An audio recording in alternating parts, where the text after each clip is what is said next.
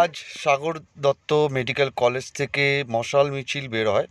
সেই মশাল মিছিল যখন আমরা কভারেজ করতে থাকি, হঠাৎই আমাদের গাড়ির মধ্যে একজন যত সম্ভব মানে কিছু একটা নেশা ভাঙ করে ছিল হয়তো, কিন্তু তার পরিচয় দিচ্ছিলেন তিনি একজন অ্যাডভোকেট এবং পুলিশ প্রশাসনের সঙ্গে তার খুব ভালো সম্পর্ক।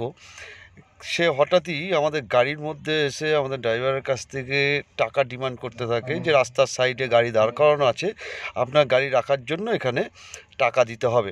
সে কি ব্যবহারটা করছিল সেটা একটু দেখুন। আমি এইখানে আছি, বলুন না আপনি কে, বলুন না কিসের টাকা? না না, টাকা কিসের টাকা লাগবে? টাকা চাই, কত টাকা লাগবে? কিসের টাকা নেবে তুমি? হ্যাঁ, এখানে দাঁড়াও। কিসের জন্য টাকা নেবে? আবার দাঁড়াও, টাকাটা কিসের নেবে? গাড়ি ক্রসিং এ আসছে। কে ক্রসিং আছে? কে টাকা কি নেবে? আমি অ্যাডভোকেট বললাম।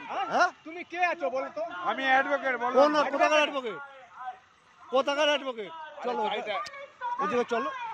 কোথাকার অ্যাডভোকেট? চলো চলো, এটাকে ধরো, এটাকে ধরো। এই তুই কিসের টাকা নেবে? তুমি টাকা চেয়েছিস কেন? এখানে গাড়ি দাঁড়াবে কি? হ্যাঁ, কিসের অ্যাডভোকেট?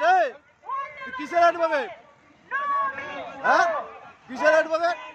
কি কি? হ্যাঁ, কোথাকার মিডিয়া? কোথাকার মিডিয়া মানে? কোথাকার মিডিয়া মানে? আমি বলবো রাস্তাখানে বেটে আটকে গেছে। পুলিশদের কি চাকর বানানো হচ্ছে নাকি? হ্যাঁ, অ্যাডভোকেট আমি ক্যালকাটা হাইকোর্ট। হ্যাঁ, তো কি হবে? সেটা আমি চোর না, আমি এদের পক্ষে আছি।